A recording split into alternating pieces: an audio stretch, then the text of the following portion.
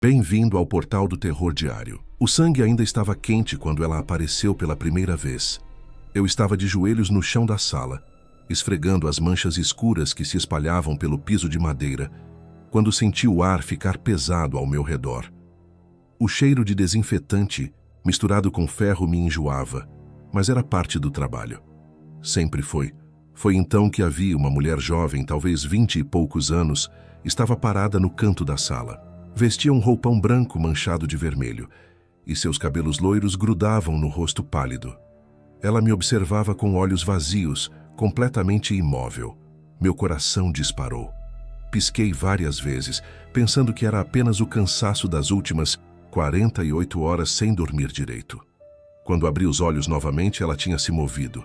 Agora estava a apenas 2 metros de mim. "Você pode me ver", ela sussurrou, e sua voz parecia vir de muito longe.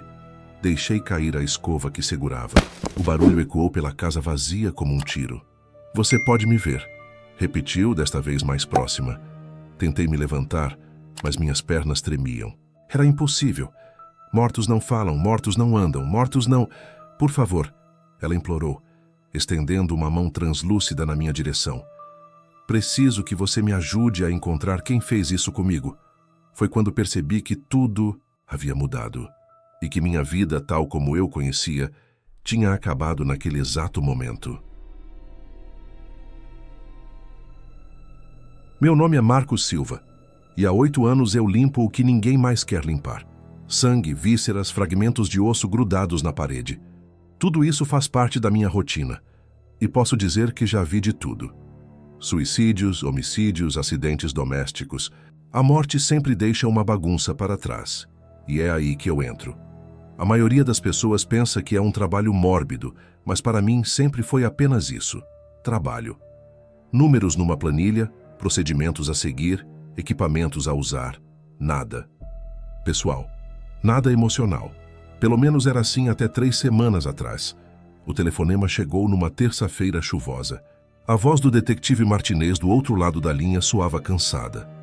"Temos uma cena complicada na Rua das Palmeiras, 247. Apartamento 3B. Homicídio brutal. Aconteceu há 3 dias, mas a família só conseguiu liberar hoje." "Entendido. Chego em 1 hora", respondi, já pegando meu kit de equipamentos. "Marcos", ele fez uma pausa. "Essa vai ser difícil mesmo para você." Devia ter prestado atenção no tom da voz dele. Devia ter perguntado mais detalhes, mas não perguntei. Simplesmente peguei minhas coisas e saí. O edifício era um daqueles prédios antigos do centro da cidade, com corredores mal iluminados e o cheiro de mofo impregnado nas paredes. Subi até o 3º andar e encontrei a porta do apartamento selada com fita amarela da polícia. A fechadura havia sido trocada e eu tinha a chave nova no bolso. Quando abri a porta, o cheiro me atingiu como um soco no estômago. Mesmo depois de tantos anos fazendo isso, ainda havia casos que me pegavam desprevenido. A sala estava destruída, móveis virados, vidros quebrados e sangue. Muito sangue. Nas paredes, no teto, formando poças secas no chão. Comecei pela documentação, como sempre fazia. Fotografei tudo, fiz anotações, mapeei a cena. Foi quando li o relatório policial que Martinez havia deixado para mim. A vítima se chamava Helena Martins, 24 anos, estudante de psicologia. Vivia sozinha no apartamento há 2 anos.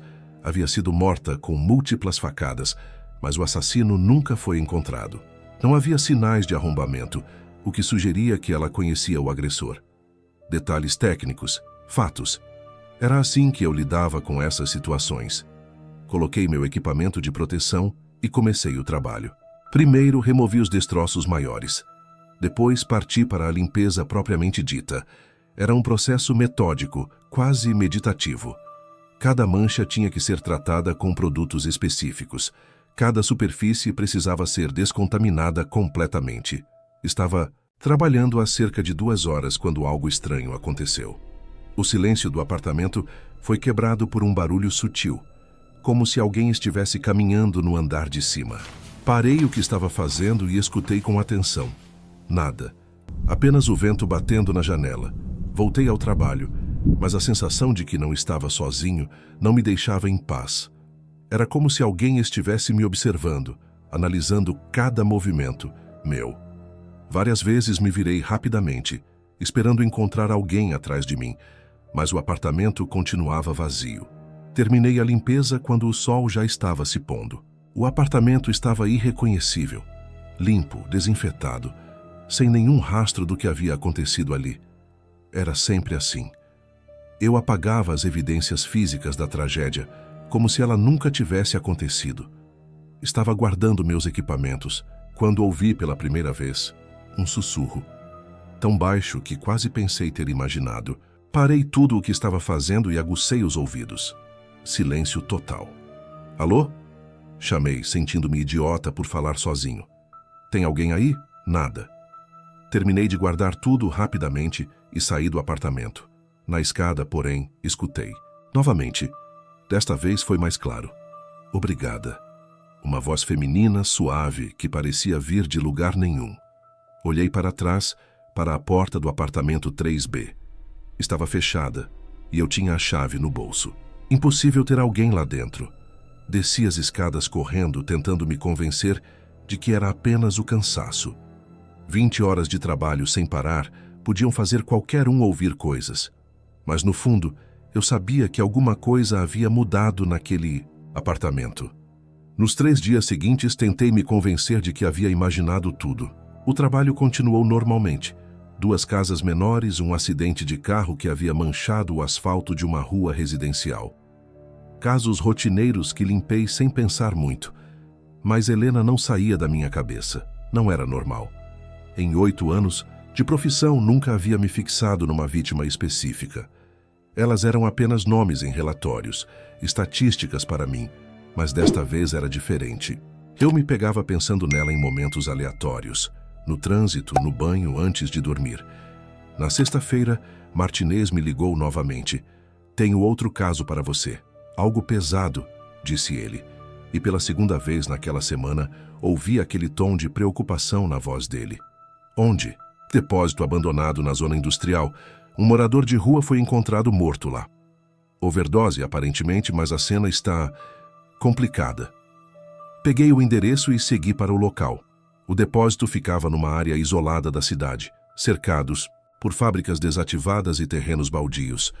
O tipo de lugar onde ninguém fazia perguntas. A polícia já havia removido o corpo, mas as marcas da morte permaneciam. O homem havia vomitado sangue antes de morrer, e o líquido escuro havia se espalhado por uma área considerável do chão de concreto. Havia também seringas espalhadas e um cheiro acre no ar que me fez cobrir o nariz. Comecei o trabalho de rotina, fotografias, anotações, preparação dos equipamentos, mas desta vez algo era diferente. Sentia uma presença constante, como se alguém estivesse respirando na minha nuca. Só imaginação. Murmurei para mim mesmo, esfregando uma mancha. Particularmente difícil. Foi quando ouvi os passos lentos, deliberados, ecoando pelo depósito vazio. Me levantei rapidamente e olhei ao redor. Ninguém. As portas estavam todas fechadas e eu tinha certeza de que estava sozinho. Martinez? Gritei, pensando que talvez o detetive tivesse voltado. Silêncio. Voltei ao trabalho, mas os passos recomeçaram. Desta vez mais próximos. Era como se alguém estivesse caminhando em círculos ao meu redor, mas sem fazer barulho suficiente para eu identificar a direção exata. Parei novamente e fiquei completamente imóvel, escutando. Por um momento, apenas o som distante do trânsito na avenida principal.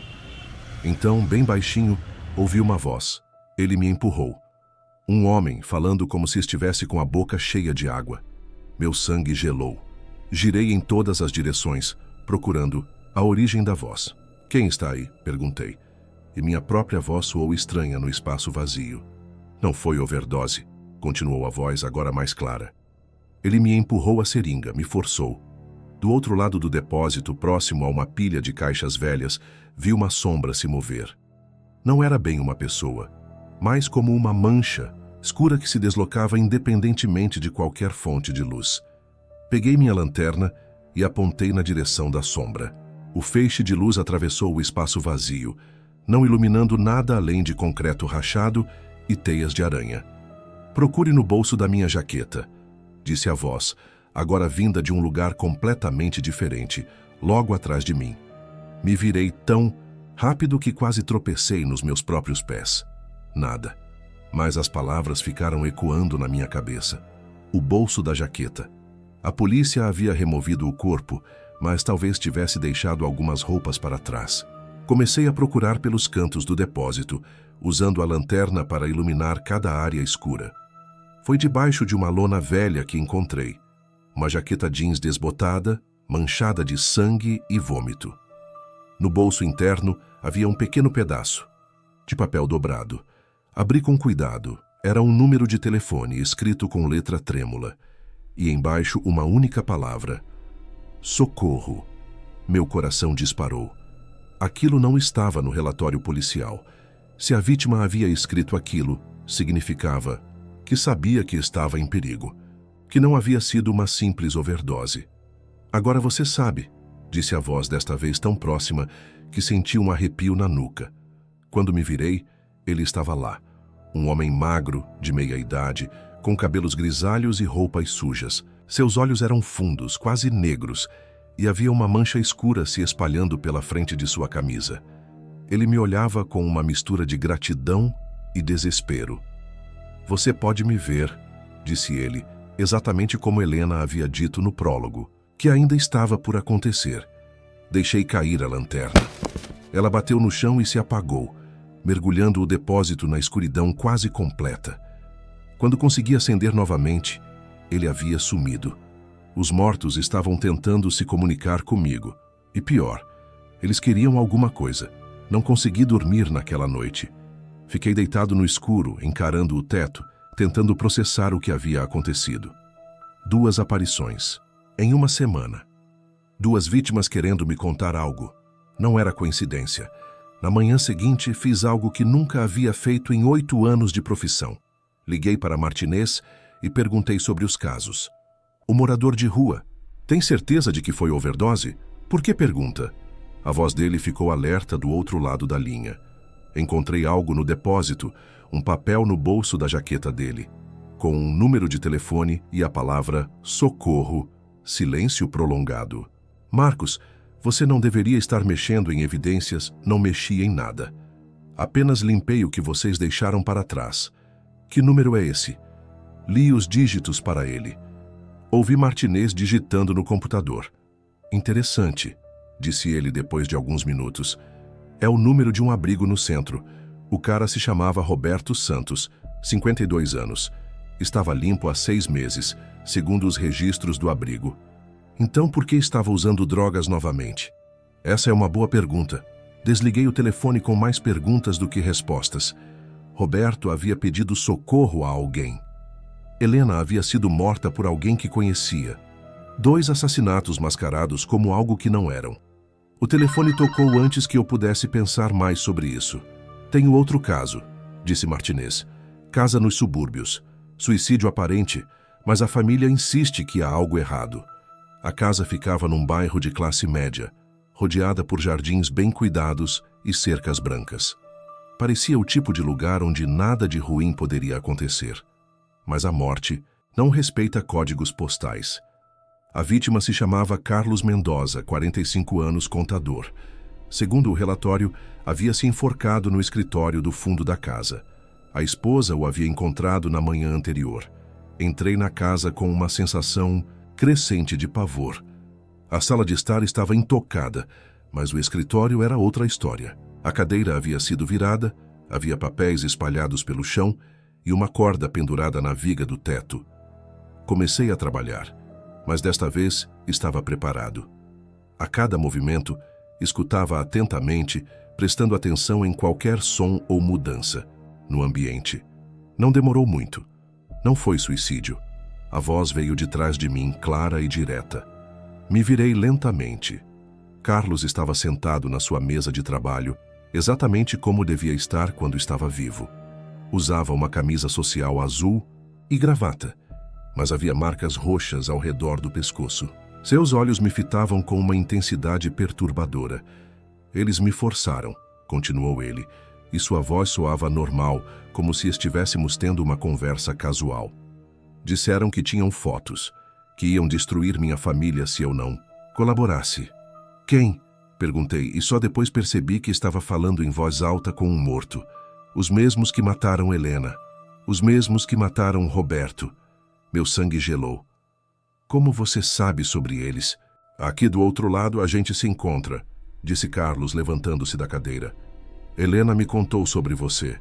Disse que você pode nos ver, nos ouvir, que talvez possa nos ajudar. Ajudar com o quê? A encontrar quem está fazendo isso. Eles são organizados, Marcos, não são crimes aleatórios. Há um padrão. Carlos caminhou até uma das paredes do escritório e apontou para um quadro torto. Olhe atrás do quadro. Com mãos trêmulas, tirei o quadro da parede.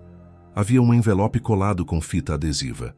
Dentro, encontrei fotografias. Imagens comprometedoras de Carlos com uma mulher que não era sua esposa. Chantagem, murmurei. Helena estava sendo chantageada também. Tinham fotos dela usando drogas na faculdade. Roberto viu algo que não devia ter visto e tentou pedir ajuda. Como você sabe de tudo isso? Porque não somos os únicos, Marcos. Há outros, muitos outros. E todos eles estão conectados. A mesma pessoa. A temperatura do escritório pareceu cair 10 graus. Quem? Carlos me olhou diretamente nos olhos e, pela primeira vez desde que havia aparecido, demonstrou medo. Alguém que você conhece. Alguém em quem você confia. Foi nesse momento que ouvi o barulho da porta da frente se abrindo. Passos pesados. Ecoaram pela casa, vindo em nossa direção. Marcos! Gritou uma voz familiar. Você está aí? Era Martinez.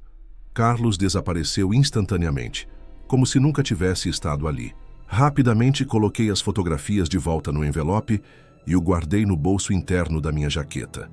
Aqui no escritório, gritei de volta, tentando soar normal. Martinez apareceu na porta ofegante. Precisamos conversar, disse. Ele fechando a porta atrás de si. Sobre essas perguntas que você anda fazendo. E foi quando percebi a expressão nos olhos dele. Fria, calculista. Completamente diferente do Martinez que eu conhecia há anos. Que perguntas? Perguntei, mantendo a voz firme. Você sabe muito bem. Ele se aproximou devagar e notei que mantinha uma das mãos dentro do casaco. Foi quando entendi que Carlos estava certo. Eu realmente conhecia o assassino e ele estava bem na minha frente. Marcos, disse Martinez, fechando a porta atrás de si e girando a chave. Você sempre foi muito observador. É uma qualidade que admiro em você. Meu coração batia tão forte que tinha certeza de que ele podia ouvir. Tentei manter a expressão neutra, mas sabia que meus olhos me entregavam. Não entendo do que está falando, respondi, dando um passo para trás. Claro que entende. As perguntas sobre Roberto, as dúvidas sobre Helena. E agora está aqui mexendo em coisas que não deveria mexer. Martinez tirou a mão de dentro do casaco, revelando uma pistola. Não a apontou para mim, mas a mensagem estava clara. Sabe qual é o seu problema, Marcos? Continuou ele, caminhando lentamente pelo escritório. Você sempre foi bom demais no seu trabalho. Limpa tudo tão perfeitamente que, às vezes, até descobre coisas que deveriam permanecer escondidas. Martinez, o que diabos está acontecendo? O que está acontecendo é que você se meteu numa coisa muito maior do que imagina. Ele parou ao lado da mesa onde Carlos havia estado. Que agora vou ter que resolver mais um problema. Foi então que percebi. Martinez não estava apenas envolvido nos assassinatos. Ele era o cérebro por trás de tudo. Tinha acesso aos casos antes de qualquer um, podia manipular evidências, controlar quem investigava o quê. Quantos? Perguntei. Quantos o quê? Quantas pessoas você matou? Martinez sorriu, mas não havia humor naquele sorriso. Perdi a conta depois de 20. Mas não se preocupe, você não vai ser o 21º. Por quê? Porque você tem um valor especial para mim. Há 8 anos você limpa minhas bagunças sem fazer perguntas. É uma parceria que funciona perfeitamente. Ele se aproximou, mais ainda segurando a arma. O problema é que agora você começou a fazer as perguntas erradas. E isso não posso permitir. Então vai me matar também? Não. Vou fazer algo muito pior. Vou fazer você desaparecer. Martinez pegou uma seringa do bolso. Estava cheia de um líquido transparente. Isso aqui vai fazer você dormir por algumas horas. Quando acordar, estará num lugar bem longe daqui. Um lugar onde suas perguntas não vão incomodar ninguém. As famílias das vítimas, elas sabem que você... As famílias acreditam no que eu conto para elas. Suicídio, overdose, acidente... É incrível como as pessoas aceitam explicações simples quando estão sofrendo. Ele deu mais um passo na minha direção. Agora, você pode facilitar as coisas para nós dois, ou posso torná-las bem mais difíceis. Foi quando Carlos apareceu novamente. Desta vez, não estava sozinho. Helena estava ao lado dele, e atrás deles, várias outras figuras translúcidas que eu não reconhecia. Roberto também estava lá, junto com mais pessoas do que conseguia contar. Ele não pode nos ver, sussurrou Helena. Só você pode. Martinez continuou caminhando na minha direção, completamente alheio à multidão de mortos que o cercava. Mostre as fotografias para ele, disse Carlos. Prove que sabemos da chantagem. Com mãos trêmulas, tirei o envelope do bolso interno da jaqueta. Procurando por isso? Perguntei, mostrando as fotos. Martinez parou de repente. Sua expressão mudou de confiante para surpresa, depois para raiva pura. Como você... Carlos me contou onde estavam escondidas. Carlos está morto, Marcos. Você está delirando. Assim como Helena está morta. E Roberto. E todos os outros que você matou. Martinez apontou a arma diretamente para mim. Você pirou de vez. Eles estão aqui agora. Continuei tentando ganhar tempo. Helena quer que você saiba que ela nunca usou drogas na faculdade. As fotos são falsas. O rosto de Martinez empalideceu. Como você sabe sobre as fotos? Roberto quer que você saiba que ele viu você matando aquela mulher no beco. 3 meses atrás. Foi por isso que você o matou. Pare com isso. E Carlos...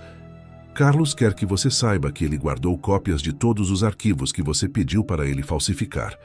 Estão num cofre no banco, programadas para serem abertas se algo acontecesse com ele. Martinez baixou ligeiramente a arma. Isso tá impossível. Você não tem como saber dessas coisas. É simples, disse Helena, agora parada bem ao lado de Martinez. Conte para ele sobre a cicatriz. Helena quer que eu te pergunte sobre a cicatriz no seu ombro direito. Aquela que você ganhou quando tinha 12 anos caindo da bicicleta. Martinez deixou a arma cair no chão. Seu rosto estava branco como papel. Como você pode saber isso? Eu nunca contei isso para ninguém. Porque ela está bem aqui, Martinez. E ela está muito, muito zangada. Foi quando todas as luzes do escritório se apagaram. Na escuridão completa, ouvi Martinez gritar. O grito de Martinez ecoou pelo escritório como o som de um animal ferido. Na escuridão absoluta, conseguia ouvir sua respiração ofegante e o barulho de objetos sendo derrubados enquanto ele tropeçava pelos móveis. Marcos! Gritou ele. Marcos! Onde você está? Permaneci em silêncio, encostado contra a parede. Ao meu redor, as figuras translúcidas dos mortos formavam um círculo ao redor de Martinez. Mesmo na escuridão, conseguia vê-los claramente, como se emitissem uma luz própria e fria. Ele não pode fugir, disse Helena, sua voz soando mais forte do que antes. Não desta vez. Martinez continuava gritando, mas agora suas palavras não faziam mais sentido. Parecia estar conversando com alguém, implorando, se desculpando. Por favor, Helena, eu não queria. Você não entendia. Tinha que pagar o que me devia.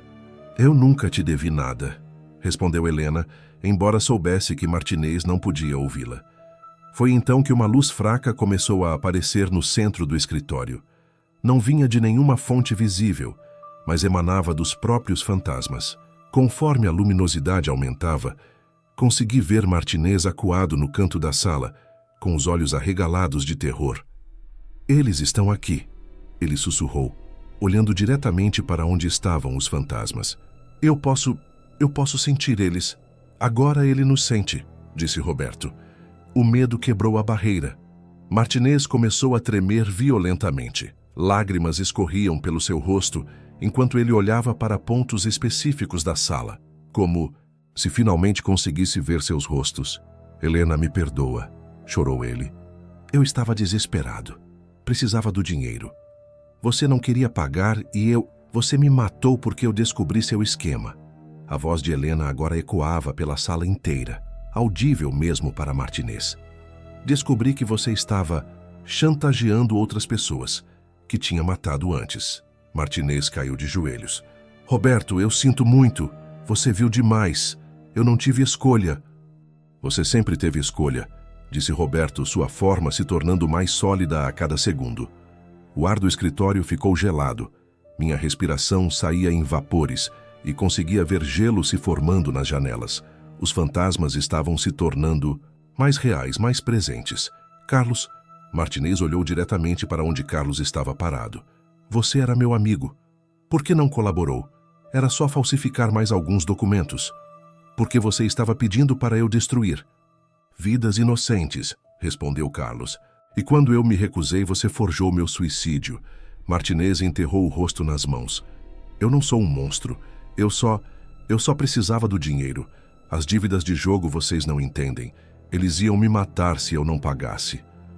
Então você escolheu matar nós em vez disso, disse Helena. A luz no escritório continuou aumentando, e agora conseguia ver claramente todos os rostos dos mortos. Havia dezenas deles, homens, mulheres de todas as idades, cada um representando uma vida que Martinez havia destruído. Marcos, Helena se virou para mim. Você precisa sair daqui. Agora. Por quê? Porque o que vamos fazer com... Ele não é algo que os vivos devem presenciar. Entendi a mensagem. Peguei meu equipamento rapidamente e me dirigi à porta. Antes de sair, ouvi Martinez gritar meu nome uma última vez. Marcos! Não me deixe sozinho com eles, por favor. Fechei a porta atrás de mim e desci as escadas correndo. Lá fora, peguei meu celular e liguei para o número de emergência da polícia. Alô, emergência. Preciso reportar um crime. Detetive Martinez está confessando vários homicídios na Rua dos Cravos 156. Mandem uma equipe urgente. Senhor, o detetive Martinez está... Só mandem a equipe. Gravem tudo o que ele disser. Desliguei e esperei do lado de fora da casa. Por cerca de 10 minutos, ouvi Martinez gritando lá dentro, conversando com os fantasmas, confessando cada crime, fornecendo detalhes que só o assassino poderia saber. Quando as viaturas chegaram, o silêncio já havia tomado conta da casa. Os policiais encontraram Martinez no escritório catatônico, murmurando nomes e pedindo perdão. Na mesa estavam todas as evidências. As fotografias de chantagem, documentos falsos e uma confissão escrita de próprio punho detalhando cada assassinato. Mais tarde, soube que Martinez havia confessado 23 homicídios. Todos os casos que eu havia limpado nos últimos 3 anos e muitos outros. Ele foi declarado mentalmente incapaz de enfrentar julgamento e internado numa instituição psiquiátrica. Mas eu sabia a verdade. Os mortos haviam conseguido sua justiça. Era exatamente aqui que tudo havia começado. O apartamento 3B na Rua das Palmeiras. Voltei porque Helena havia pedido. Não através de uma aparição aterrorizante, mas num sonho tranquilo. Ela me disse que tinha algo importante para me mostrar. Entrei no apartamento vazio, agora completamente limpo e pronto para um novo morador. A luz do sol da tarde entrava pelas janelas, criando um ambiente quase acolhedor. Obrigada, disse Helena, aparecendo ao meu lado. Desta vez não senti medo. Sua presença era diferente, mais leve, como se um peso enorme tivesse sido retirado de seus ombros. De nada, respondi. Mas na verdade foram vocês que fizeram tudo. Você foi nossa voz no mundo dos vivos. Sem você, Martinez teria continuado matando. Helena caminhou até a janela e olhou para a rua lá embaixo. Há outros como você, Marcos. Pessoas que conseguem nos ver, nos ouvir. É um dom raro. Não sei se chamaria de dom. É um dom porque permite que a justiça seja feita quando o sistema falha. Há muitos mortos que ainda precisam de ajuda. Entendi o que ela estava sugerindo. Não sei se estou pronto para isso. Ninguém nunca está pronto. Ela sorriu e pela primeira vez desde que a conheci, parecia estar em paz. Mas você tem uma escolha. Pode continuar apenas limpando as cenas dos crimes, ou pode ajudar a resolvê-los. Helena começou a se desvanecer, ficando cada vez mais transparente. Pense sobre isso, disse ela, sua voz ecoando como se viesse de muito longe. Há muitas vozes que precisam ser ouvidas. E então ela desapareceu, deixando apenas um leve perfume de jasmim no ar. Fiquei sozinho no apartamento por alguns minutos, processando tudo o que havia acontecido nas últimas semanas. Minha vida havia mudado completamente e não havia como voltar atrás. Quando saí do prédio, meu telefone tocou. Marcos? Era uma voz feminina que não reconheci. Sou a detetive Rodrigues. Tenho um caso que pode interessar a você. Uma morte. Suspeita que, digamos que tem algumas peculiaridades. Que tipo de peculiaridades? O tipo que faz você questionar se realmente foi um acidente. Parei na calçada e olhei para cima, para as janelas do apartamento 3B. Por um momento, achei ter visto uma sombra se movendo atrás das cortinas. Passe o endereço, disse, para Rodrigues. Estou a caminho, afinal Helena estava certa. Havia muitas vozes que ainda precisavam ser ouvidas. Agora que chegamos no final, se inscreve e comente. Vamos abrir o portal do seu próximo pesadelo diário. Porque o portal nunca fecha, apenas espera pela próxima história.